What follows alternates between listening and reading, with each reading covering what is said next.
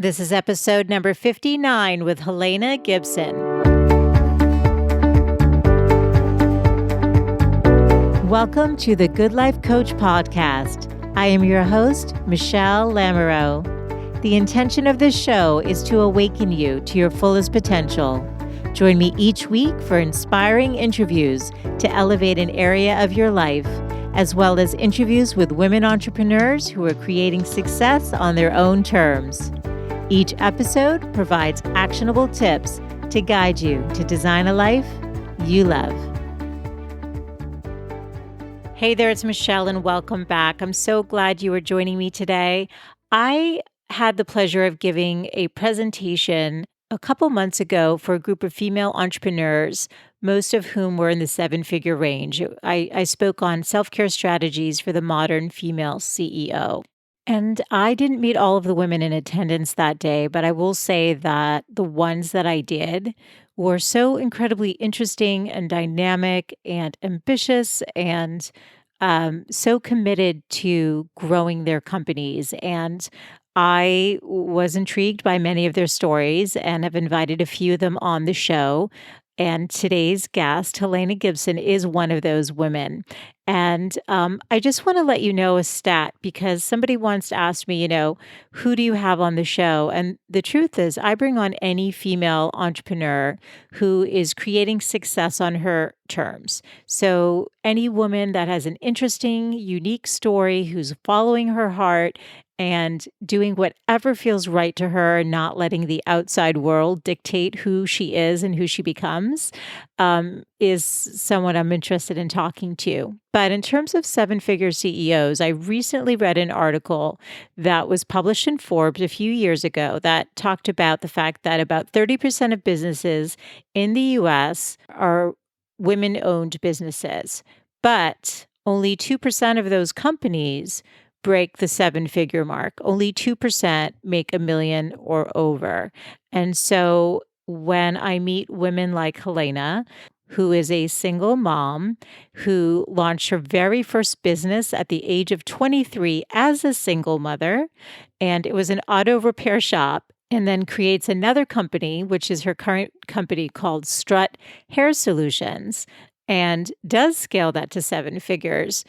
She's in the minority of all women business owners. And so to be able to learn and to hear what the habits, the routines, the mindset, and the specific tips and strategies that she does share today, I love being able to share that with all of you because you may also have the ambition to be in that 2% so that that number jumps significantly over the next decade. So a little bit more about Helena before we get into the show. She's also the founder of the Seven Figure Salon, where she now teaches other salon owners how to scale their companies and be successful in the way that she has.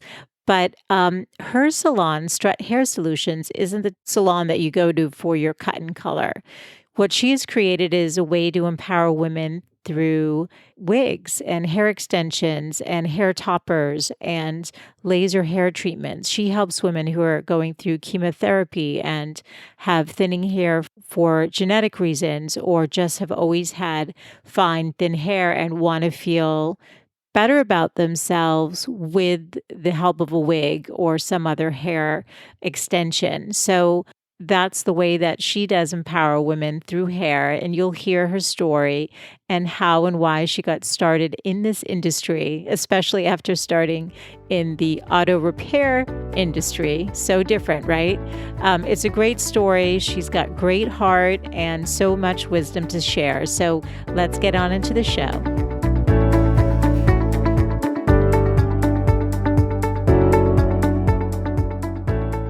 Hi, Helena. Thanks for joining me today. Hi, Michelle. Thank you for having me. Can you begin with taking us into your story? I know you launched your business 17 years ago and would love to hear how you got started with your hair salon and how it's grown.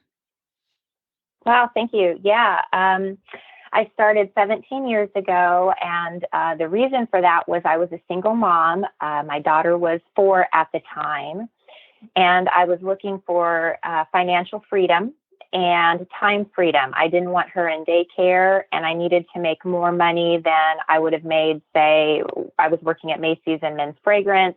I needed no cap. Mm. So at the time, my mom was having thin hair issues, nothing medical, but she was just always struggling with her hair. And she would go to these wig shops and they would put wigs on her, extensions and all this. And as I'm watching, I thought, I could do a way better job than what they're doing because they're not getting into the psychological part of what's going on with this client. Mm. They were more focused on the product. And how I saw that was she would be devastated if she'd order, some wigs and then they didn't have them in stock like they said they would. Mm. I mean, her whole demeanor would change, Oh, right? yeah. Yeah.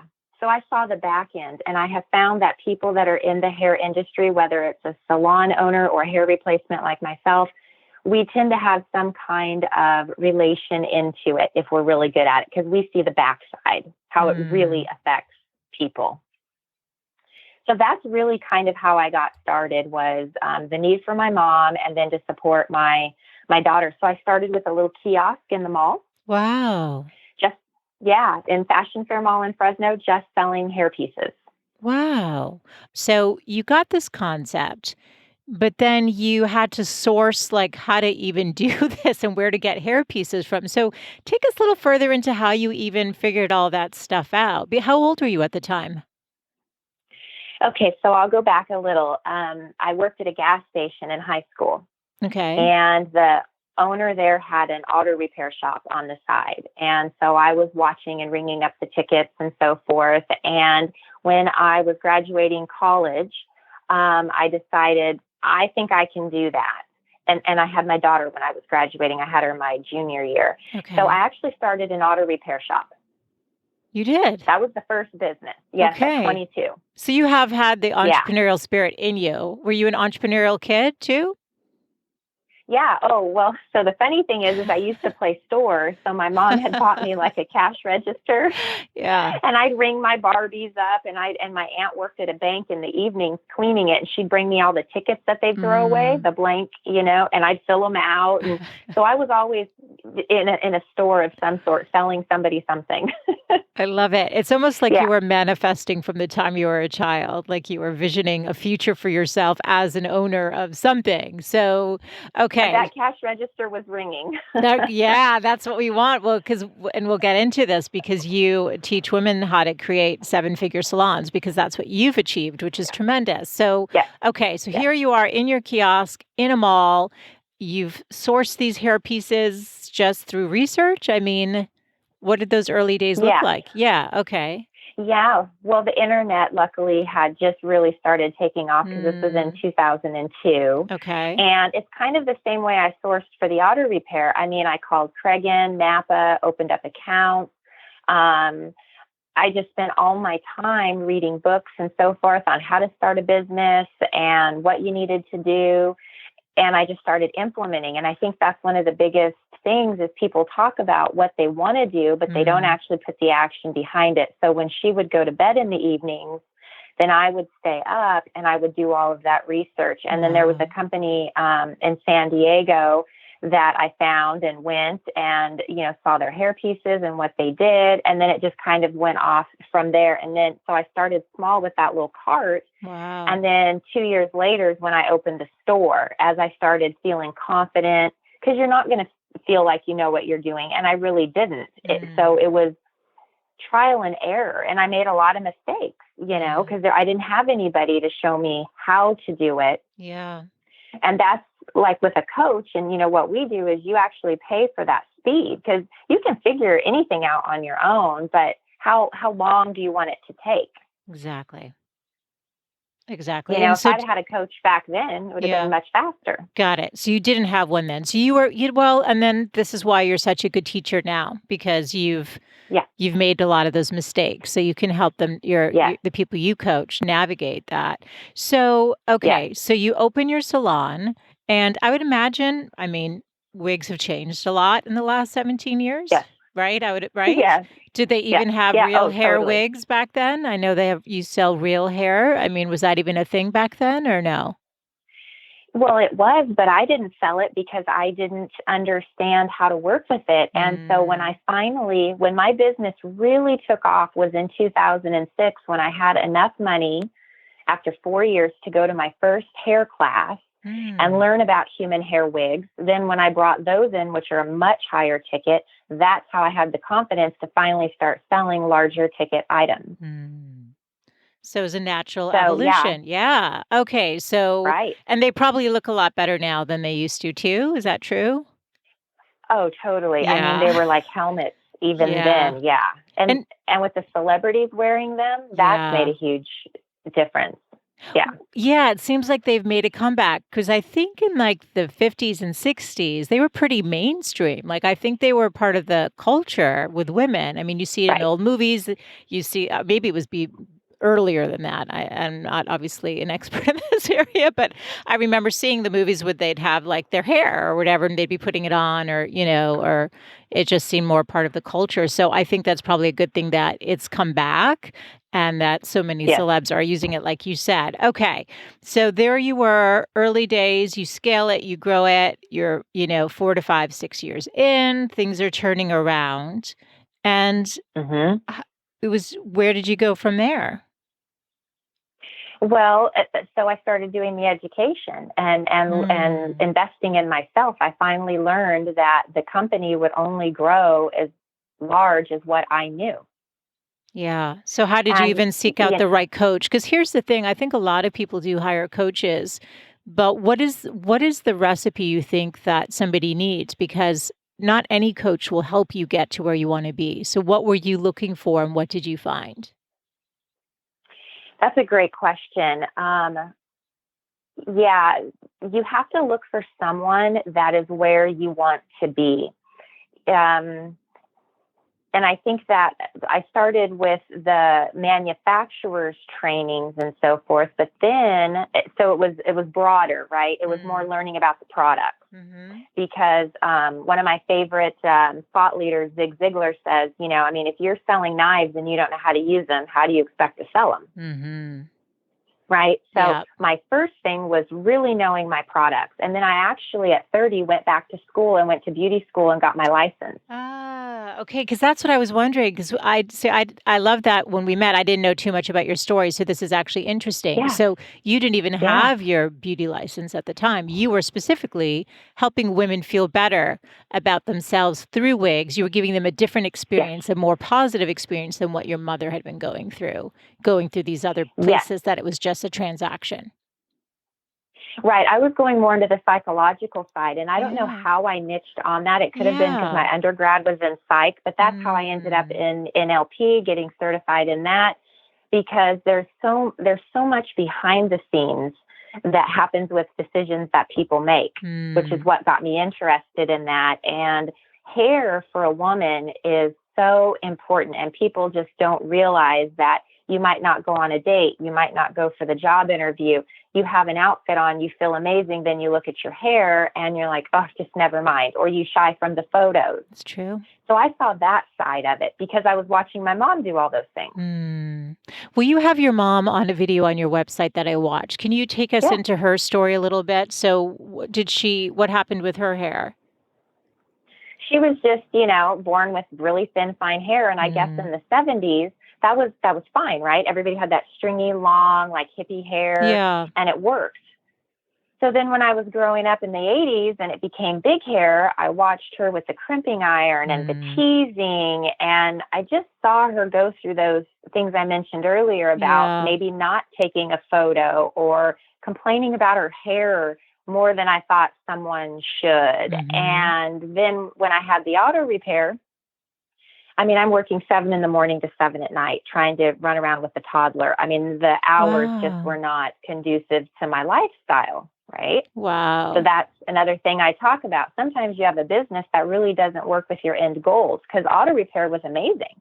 Yeah. Everybody has a car. It was a great Right. business, but Yeah. it really is. But with my daughter and being a Mhm. single mom, that Mm. was not going to get me what I wanted with her. Wow. Wow. You had a lot to So navigate. This is a great story. Go ahead, please. Yeah. So with my mom, so I'm going through the auto repair thing, and I'm going with her to these wig shops, and that's how I thought, oh no, I need to pivot, and this could be my transition because the hours were much easier. You know, they were 9 to 10, say to 5. You're closed on Sunday and Monday. I mean, it was just a whole different something, and that's why I started on the little cart because I didn't know could I do it. I didn't have a hair license, but to do wigs, I'm really just selling the hair. Right. So, I'm a salesperson, but then I was a salesperson that decided to get my license. So then I could just take it that much further and start educating and add extra services that all these other wig shops did not do. So not only can I sell you the hair, but now I can trim it. I can customize it to your face. I can color it. I can do custom, all these things that most of them can't do that the client really needs. Mm. Yeah, again, you were So going that was for the my difference. personalization. Yeah, no, that's great. So you started setting yourself Yeah. apart, I would imagine, from your Yes. competition. So, Yes. at what point did you hit how far into your business did you hit 7 figures then? So that would have been when I moved to San Diego. So after I graduated beauty school, I realized I had put these systems in place Mhm. from kind of following the franchise model Yeah. to where I scripted and put tons of systems so that way I didn't have to be there because I was at school. So I would go to school in the morning after I dropped my daughter off for theory. Then I would go back to the shop, make sure it was open, everything was okay. Then I'd go back to school. One of my employees would pick my daughter up from school, take her to the store, hang out with her until I got done that day at about 5. And then I'd go to the shop and pick her up. Wow. So I'm doing all of this. And as I'm noticing, I'm like, wow, I really don't have to be there full time. So then I started thinking as I was about to graduate, I've taken over the market in the Central Valley, but that income is not enough to support the needs of now a teenager. Mm. So, what am I going to do, right? Because at some businesses, you finally max out. You have to Sure. realize that there's just no more. It was either opening another store or just being happy where I was, and I wasn't happy where I was. So I looked at franchising and so forth for the business, and I thought, well, I have to get far enough away to test my systems. Should Mm. somebody want to buy a franchise from me, so that they didn't say, well, you come in, so often, and you're the one that's making this business run. Mm. So that's why I moved to San Diego, was to get far enough away to really test those systems in Fresno to make sure that business could run without me. And I've been gone for 8.5 years, and it's still chugging right along. Wow. So is your business do you own because you have 3 salons, right? I have 2.5. 2.5, 'cause on And your the funny website, I saw 3 locations. Okay, 2.5. What does Yeah. a half mean? The third one is actually my building downtown where I live, and people can pick up, drop off because we have conference space here. Hmm. So if someone lives in downtown San Diego and they don't want to drive to North County, I have coloring books and all that, and I can sit them down here and deliver it and all that. So they never have to go up there if they don't want Oh, that's awesome. Okay, so you own them all. You're not franchising at this point. Is that true? to.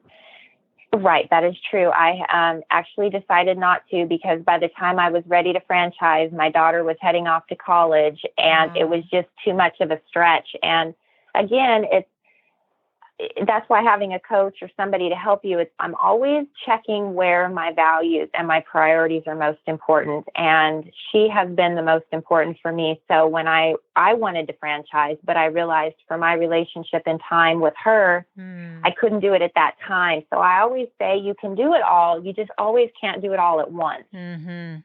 For sure. That's so So true. yeah, Yeah. So yeah. so you've got the business piece. It's doing great. You're expanding. You figured it all out. You hit 7 figures at some point on your journey and continue to expand.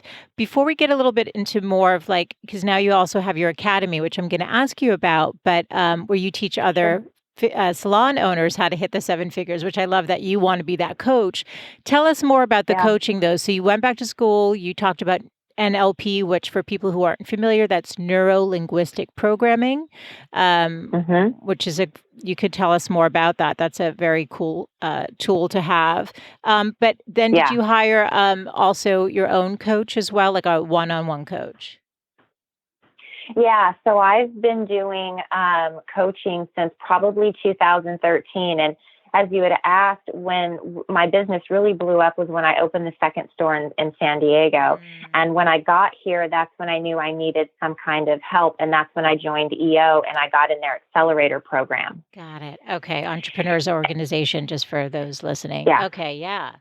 yeah, yeah. So that way I had coaching of people that had passed that seven-figure mark to help me put the extra, because the bottleneck in your business before that is typically you, right? Mhm. So it's getting somebody outside to see the things you don't see in your business. Yeah, So they would identify things that I just didn't see. of And so course. that really, and I joined them in 2011. Okay. Yeah. So that was really life changing. And then I did, some Brendan Burchard, Mhm. Experts Academy. Mhm. I did some stuff with Darren Hardy from Success Magazine. And so I would find all of these people that were where, as I said before, where I wanted to be. And I would just kind of latch to them and whatever they were putting out and, consuming their podcasts and all the free information that they had so that way I could, take my business to where theirs was. Absolutely, and there are gonna be women listening who are not growing or scaling as quickly or at all, as they'd like to be. Hmm. And so what are Yes. some tips that you can leave them, or what are some of the things that you learned along the way that you saw as the most critical for growth? Well, for the moms, it was always looking at what was most important. Mm, That the business was super important to take care of my family, meaning myself and my daughter. But then also, how am I going to pay? How am I going to support us? But then not getting myself feeling guilty or putting myself in positions to where I couldn't be there for her because she had a friend in I think it was elementary school, and her mom was uber successful. This little mm, girl, her mom, and I always kind of looked up to her. But then on the other side, her daughter and her didn't have a very good connection because all the mom did was work. mm. And she'd tell me and cry to me, "Oh, I'm so busy and all this." And I think that was at a good point because the girls were only about 6 or 7, and I never forgot that. So as a mom, just remember what's important at that time. And so Mm, for me, I always just put her first and just felt like, gosh, 18 years is going to go by so quick, and then I can do all those other things I want to do. it's great advice. And I think that's right. I think the women listening to the show in particular are those women who really do want to have it all. They want to be so Yeah. present if they are moms to their children, but then Right. also have their Right. thing, whatever that looks like based on Right. the values, like you were talking about values. Right. So that's great. And then obviously you talked about coaching. So what advice would you give somebody about the coaching then? Where, you know, where do they start to find that person that is gonna be willing to work with them? Let's say they're 10 steps ahead, how does that Right. work? Yeah. Yeah. Well, there's different kinds of coaching from what I've noticed. Like with the accelerator program through EO, you already have to be at a certain dollar amount, like $250,000, because Mhm. there's different problems that you have. So if you're starting like with a network marketing program, which I think are amazing, something like Arbonne or Isogenics or any of those kinds of things, you would look for a coach that is an expert in Mhm. MLMs. Or Mhm. if you're starting a brick and mortar business like mine, you would find someone that is successful in that, or service based business. So I would really just Google online where you're trying to go, what type of business you're trying to launch or have, so you can find somebody that's ahead in that space. And maybe not going after somebody 10 steps ahead, but maybe just five, because Mm. anybody that's ahead can teach you something. Such good advice, Helena. Okay, so at some Thank point you. you did wanna pay it forward, it sounds like, and you started Seven Figure Salon Academy. Take us into Yeah, what that's all about and why you started that. sure. Because I had so many people asking me how I had raised her and did and grew my business at the same time. And it was my friends, it was my colleagues, and they just couldn't believe how I was balancing everything together, or seemingly so. Mm. And after so many requests, and then actually educating for a couple of my manufacturers, I thought, why am I educating for these guys? Because all they're trying to do is get the customers to buy more product from them. Again, they're not going into the back end of the reason why somebody becomes a business owner, right? Which is why I did. You want more money and you want freedom, right? Those are the main things. And you want to help. So that's where I started thinking about it in 2014, that I could serve more people and help more clients like my mom if I could get to more salon and hair replacement owners, and just more women and business owners, single moms. I know so many moms that just feel trapped and that they don't know where to start, and they feel like they can't do it. And I'm nothing special. So if I can do it, they can do it. I think you're so Yeah, special. I met you. You have a really you have such a nice presence about you. You have a way of connecting, thank and the you. way that you make eye contact, like you genuinely connect. I have to say. Thank So you. I do think no, but that's a good point to say. In other words, based on where you started and how you started, you don't need any special skills. You just need to have the No. desire to do it, and the to be willing to do the work to figure it all out. Well, and necessity, honestly, Michelle, because I was Yeah. 22 with a 2-year-old with the auto repair. I was Wow. 24 with a 4-year-old, right? I Mm. had a necessity that was burning. I feel like a lot of people have desire and have want, right? Mm. They want all of these things, but there's nothing pushing them. I had Mm. no safety net behind me. Her dad wasn't giving me child support. I didn't want to be a statistic. I didn't want to go on welfare. My pride and my ego were so big to not be that Mm. person. And actually, my grandfather had made a comment when I told him I was pregnant with her, and he said, "Oh, there you go. You've ruined your whole life." Oh. And that was the best thing. No, it was actually the best thing he could have ever said, because that lit such a fire in me Mm. to prove everybody wrong. Mm. It was a gift in disguise. It really was. I thank him all the time. It was a gift, because so yes, so you have to have necessity. There's got to be something, that nail pushing you to keep those nights when she's asleep. I want to crawl in bed. I want to watch Netflix, when Mm. she was little, but instead I went back to work. Yeah. You need to have that fire. You need to be Y- able to self-start and have, like for you, right, the necessity. And even for others, even if they don't have, as the same situation, being able to self-start and just have that fire, Yes, something that drives them every day to get up and to keep going. So right. what That why has to be big enough. the why. That's awesome. That's right. Right. The why has to be big enough. Yeah. So in the Yes. seven-figure salon, what are you teaching the people that come to you? Yeah, so we're finding their why, right? Mm. When you had asked me, so why did I do that? So this is my legacy and my give back, because, as I said, I started out with so many things against me that I always want people to know you don't have to go to Harvard. You don't have to have a business degree. You can do all of these things as you're going along. So Some of the awesome. greatest people in history, yeah, they always seem to come from such tough backgrounds, It's true. right?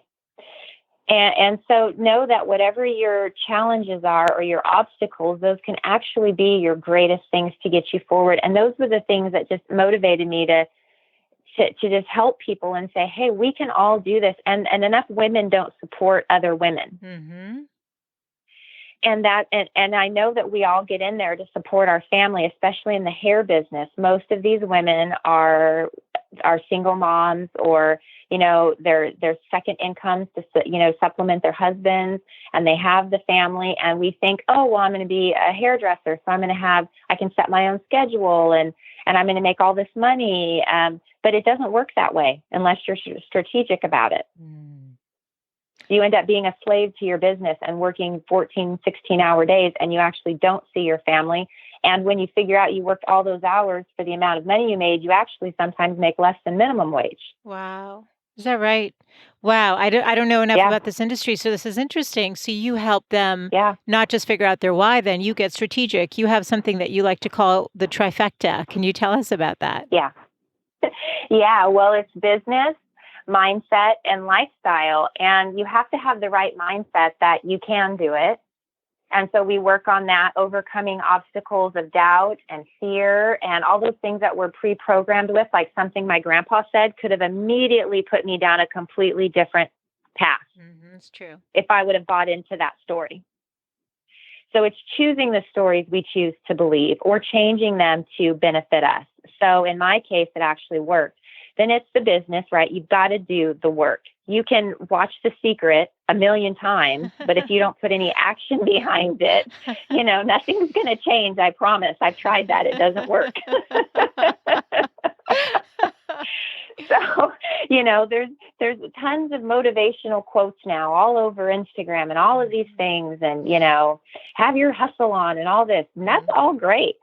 But you got to put the sweat equity in there. And it's not going to happen overnight like these instant millionaires we see on there and all these vacations people are taking. And, you try to compare yourself to it. So we work a lot on that, hey, there's work in there somewhere. They've got a lot of credit card debt, one of the two. And then the third is your lifestyle, which is, to me, the most important. It's defining what lifestyle do you want? What do you want your days to look like? How much time do you want to spend with your family? How much time do you want to spend at work? And making sure that that's your values and not something else. Because that's one thing I've struggled with. Is this what Helena wants, or is this what society or my family tells me I should want? So good. Yeah. Right. Mm-hmm. And that's a constant fight because sometimes I'll set goals or benchmarks for myself and I'll think, wait a minute, that's not my thing. Where did that come from? And why am like with the franchising, was that something I wanted to do or did I feel pressure from the outside to do that? And I thought, wait a minute, that doesn't serve me right now and what's most important. So we go a lot onto your lifestyle to make sure that you're hitting whatever that definition is for you and being okay with that. It's not all a white picket fence and an SUV in the driveway. That's okay if that's not your thing. Right. So good. And Helena, where do you Yeah. see your company going in the next 5 years? What's your vision for it?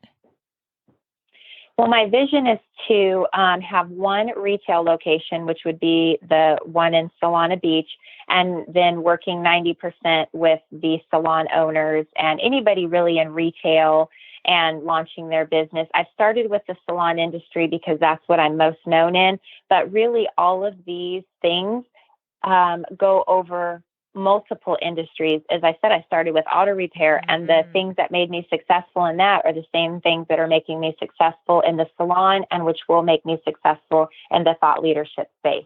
The basic skill set for leadership and running a business are all the same. And what are they? What are they? What you just talked about, business mindset and Yeah. lifestyle? Is it the Yeah, trifecta? I believe so. I believe so. Yeah, sure. Love it. Yeah. Yeah. So let's talk a little bit more about mindset because we talk a lot about that on the show. What is the mindset? So somebody's listening to this right now and they're thinking, oh my goodness, I feel so inspired by what Helena is saying. And that's me. I've got that passion. I'm clear on my values. I'm putting in the hours. Let's talk about what is that mindset though? If maybe that's the shift that needs to happen for them right now. What would that shift be? For me, it's putting positive thoughts and energy in my mind. And what I mean by that is every morning I have the same ritual where I get up, I journal for a little while about what's going on in my mind to get it out. I visualize and think about where did those thoughts come from and are they true or not? Because sometimes we have thoughts that doesn't make them right or true. And then I read. And I've been doing that for years. I read for half an hour every single morning, making myself better, putting positivity in. And the best thing I can say to that is one time my daughter and I, before she left for school, we were traveling to Fresno and we're in the car driving and we're listening to some motivational tapes from Jim Rohn, one of my other favorite thought leaders. And she says, Mom, you've listened to this, tape like 8 times. Why are you doing it again? Mm. And I said, every time I listen to that, I'm in a different place. There's so much negativity out there with the news, with the newspapers, media, and all of that. I'm just feeding all of this good stuff because I get beat up every day when I go into the store with something going on with the employees, customers, vendors, whatever, right? Lots of things just at you all the time. This is mindset food. So it's really just feeding positivity and controlling what you allow in. And I taught her that at a very young age. I would tell her, I said, now you're going to spend the night at your friend's house and you know what movies we allow and don't. So let me tell you, whatever you put into your mind, you can't take back out. It's in there somewhere. Love it. Now go have a good time at your friend's house. After I guilt tripped her, before she left. I love it. Oh, I love it so much. Okay, so why don't you share some of your favorites? So you've mentioned Jim Rohn, Brendan Burchard.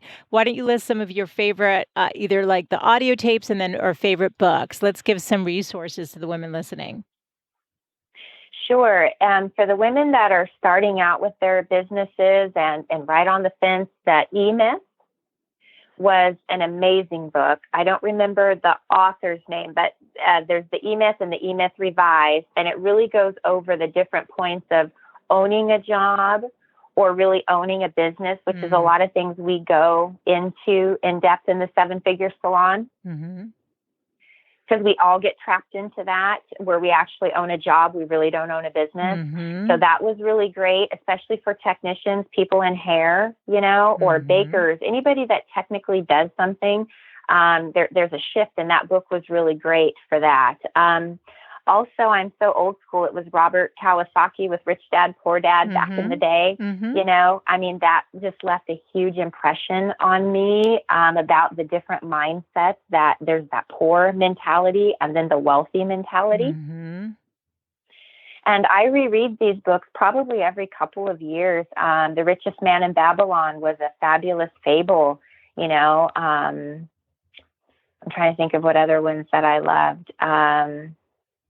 And then Jim Rohn, I've consumed all of his. Zig Ziglar, I saw him at the Cow Palace. So going also to different events, those things you just leave there just so ready to go. But the thing is, you've got to keep the momentum up when you get home, which is for myself, having those rituals to where I keep that fire burning. Because that's what happens is you have this motivation, but what do you do when the motivation runs away, right? You go to an event, you get all inspired, like where we met, right? Yeah. So we meet at this women's event, everybody's sharing all these great things, and then you go home and it's like, what am I going to do? Right. So that's where coaching and stuff can come into play, because they keep you accountable and on track to the things that you said you wanted to do when you were motivated, and you keep doing them now that you're not as motivated when it actually hits the road. Absolutely.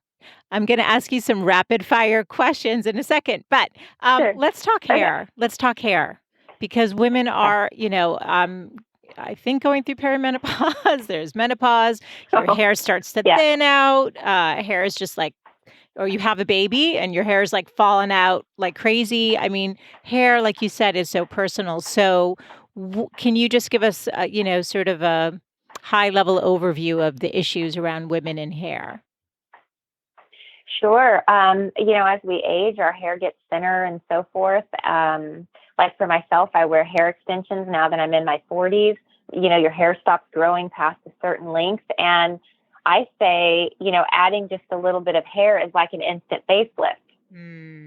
It costs much less. It's non-invasive. And you just become addicted to it. I think that's why hair extensions are blowing up now, because it gives you this instant gratification, and you can do it in, less than an hour and look and feel amazing. It's something you can replicate easily. So if you go to a traditional hair salon and they color and style your hair, right? Let's say you're, going out on a date or something with your husband, and you go get your hair blown out and you feel great. But then when you wash it a couple days later, you don't know how to recreate that look. Always. Well, with hair extensions, right? Always, you get it. So with hair extensions or a wig, you can recreate that look every day. So women are coming in whether or not they have hair loss is what I'm hearing. They're coming in just for that boost. Absolutely. Yeah. So there's hair toppers. There's like, what are the different hair options that you offer? Sure. Yeah. Well, half of my business is just thinning hair like my mom. That's Mm. really what I went after. Or women that are like myself, that your hair just quits growing or it's breaking off because you've highlighted it too much and so forth. So we have toppers, which I use often because my grays will come in just like this little strip, and I don't want to color my hair every 3 weeks. I don't have time. I just don't want to do it. So I'll wear a topper and that covers it. Plus it gives me height and volume that I like. Mhm. Like I said, with the extensions, it gives you fullness. It can give you length if you choose. So there's so many different ways you can do that. You can clip them in, you can have them permanently put in. And then of course the wigs, which are amazing because you have, ready to wear hair, you shake it, put it on. And so I have a lot of women that golf, that play tennis, that their hair goes flat, they're going to the club for lunch or something, and they want to look nice. So they'll keep their wig in their bag, go into the bathroom, put their wig on, go out for lunch, and they look fabulous like their girlfriend.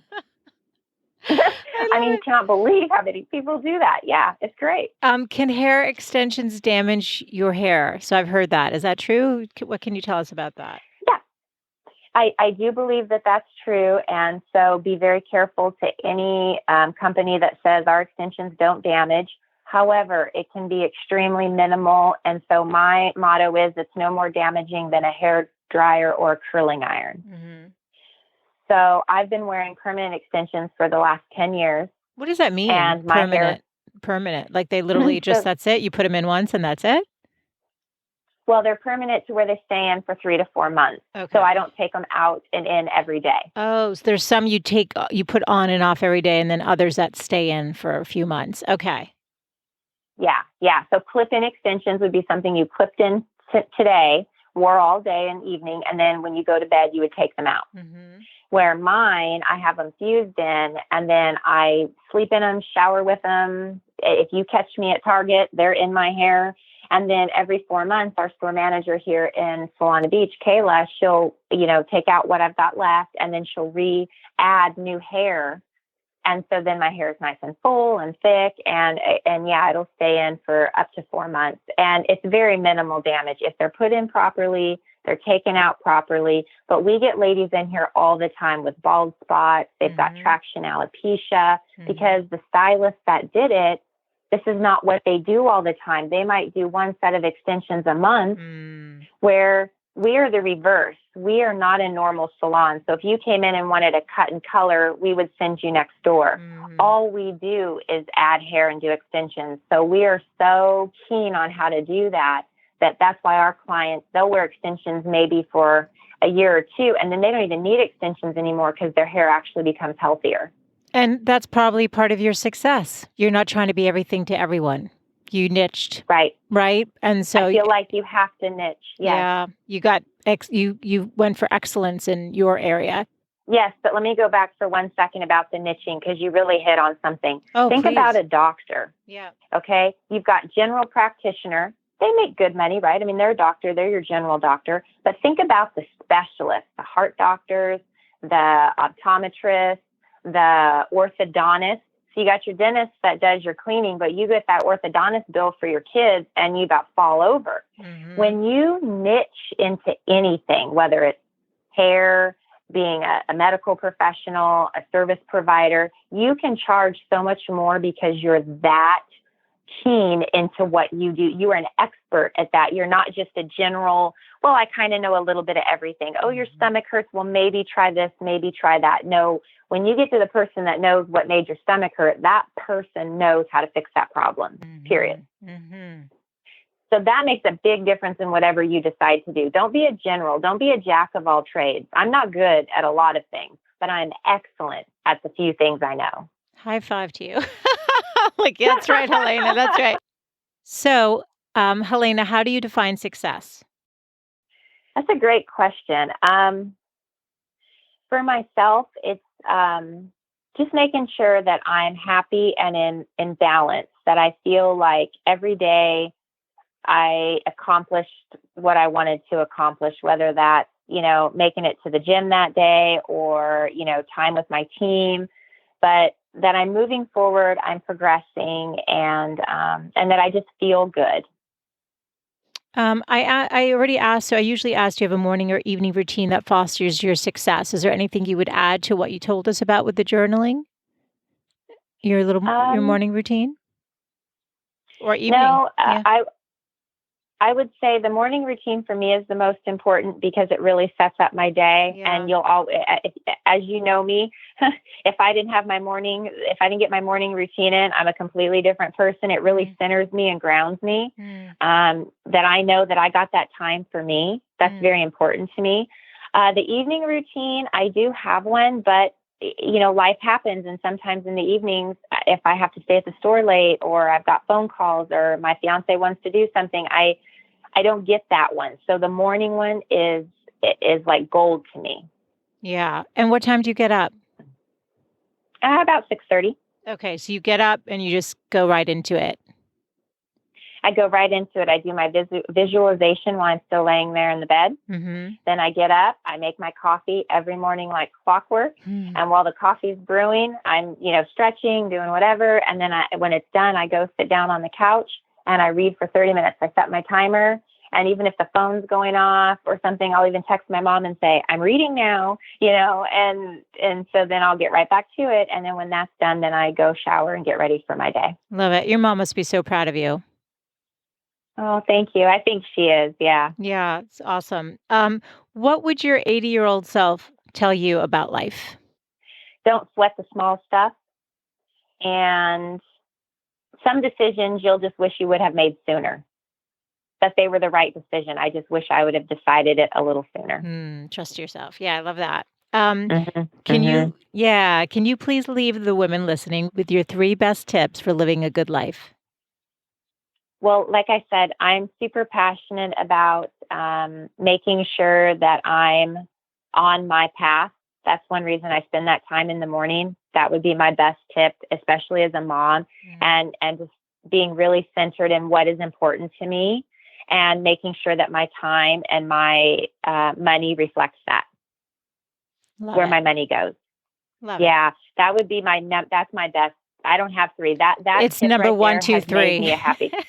Yeah, that's the biggest one. Sometimes the Yeah, simplest advice is the best. I love it. It's very focused. thank you. Helena, where Yeah, can people learn more about you and your salon, Strut Hair Solutions? sure. So they can visit us at struthairsolutions.com. And we have a blog on there where we talk a little bit about hair. We're also on Instagram, Facebook, and anything if they're, suffering with thinning hair, hair loss, damaged hair, we can help them with that. And then if they own a business, thinking about starting a business, the sevenfiguresalon.com is all about the coaching programs, our mastermind. We do hold live events where we do hands-on, but anybody can benefit from our mastermind. The hands-on training is for stylists because that's more about actually how to, how to bring wigs into your business or hair extensions. Love it. This has been Hmm. such a pleasure. I love your story, and I'm so grateful that you came on today Oh, to share it. Thank you so much. thank you. I'm so grateful you had me and that I met you. You're just a wonderful woman, and I felt the same way, your energy. And I think I came up to you after your presentation. It was awesome. And everything you said, I was super pumped listening to your story and what you do for people. We need more like us. Oh, you're so kind. Thank you so much, Helena. You're welcome. I hope you enjoyed today's interview, and if you know of someone who would benefit from the information, I hope you'll take a minute to share it with a friend. All of the show notes can be found over at thegoodlifecoach.com/059. And while you're there, I'd love to invite you to join my weekly newsletter, where you'll hear from me every Wednesday with my favorite takeaway from the week's episode, as well as other information and tips to help you live your best life. You'll also receive as a thank you 52 self-care tips, one idea for every week of the year. Thanks as always for joining me, and I look forward to reconnecting next Wednesday. Bye for now.